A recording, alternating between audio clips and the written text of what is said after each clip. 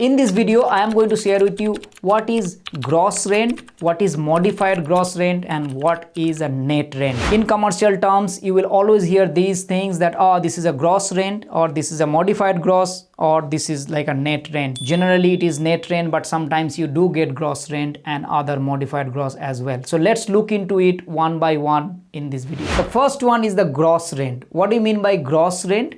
The gross rent is just like a residential property. Whenever you collect the rent, tenant only pay the whole rent, nothing else. Let's say an example would be, let's say $100,000 plus GST gross rent. If it is written in the lease, it means the tenant is going to pay 100,000 plus 10% GST. So 110,000 divided by 12 monthly installments. So 110 divided by 12, whatever it is, like 9,000 or so, $9,000 plus change is going to be monthly. That rent is going to come. Now from that rent, landlord has to pay the rates, insurance, management fees, everything, just like residential properties. So then you need to calculate that, okay, how much of all this cost will be and how much you will actually get that money after paying all these things, which is why gross lease is very difficult to, because the expenses is going to keep on going up and your rent is not catching up that much. So that's the gross lease and the gross rent as well. So if in a lease it is written that it's a gross rent, then you know that all these expenses would be paid by the owner. None of these things would be paid by the tenant. Tenant will pay all this rent lump sum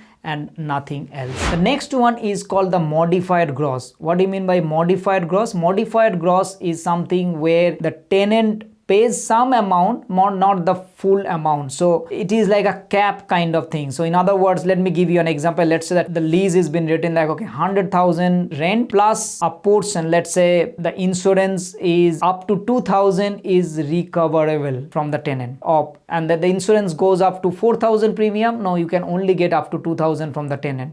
So it could be the rates up to 5,000 per year, the rate should be paid by the tenant. So it's not completely gross. It's some portion that you can collect from the tenant as per mentioned in the lease, but not fully. And this is how it is called modified gross lease. Now modified gross lease is also very uncommon, but sometimes you will find, particularly in the retail lease, where multiple strips of shopping centers and all, it is possible to get kind of this modified gross, where you will be seeing the tenant will pay up to certain amount and everything else is on the owner side. So whenever you are purchasing a lease which is a modified gross lease, means the tenant is already there, you need to calculate how much your insurance payment, how much is your all this cost, and how much coverable, and the rest of the amount that you have to pay from that rent you are collecting. So you need to calculate that. You need to come up with your actual rent that you will be collecting. And the last but not the least is called the net rent. And this is the ultimate form of rent that you want to collect, which is you pass it on all these expenses called outgoings that will be paid by the tenant. And this is like 100% outgoings are recovered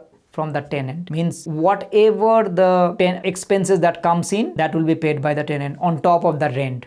And that's why it's called net rent. And you will hear this net rent. Net means all these outgoings should be paid by the tenant. So let me give you an example. Let's say 100,000 is the rent again you are collecting, and there is a $5,000 council bill came, like council rate come in, then you that pass it on, that you just send another invoice of this $5,000 to the tenant, and tenant will pay over and above these 100,000. Sometimes it is seen that overall throughout the year how much is this outgoing should be, and then they sometimes pay that 12 equally monthly installment on top of that rent. So that way they can manage their cash flow as well. But effectively what it means that all these expenses will be paid by the tenant, and if tomorrow insurance goes up, if tomorrow any other like council rate goes up, it will be covered by the tenant, which is why commercial property is so lucrative, which is why net lease or the net rent is so lucrative for purchase. So whenever you will be buying, you should be looking more into net side, not into the gross or modified gross, unless you have a specific reason to go to. But I always prefer to go into the net lease or the net rent. Hopefully you got some value out of this. Thank you. Like this video, subscribe my channel and turn the notification bell on.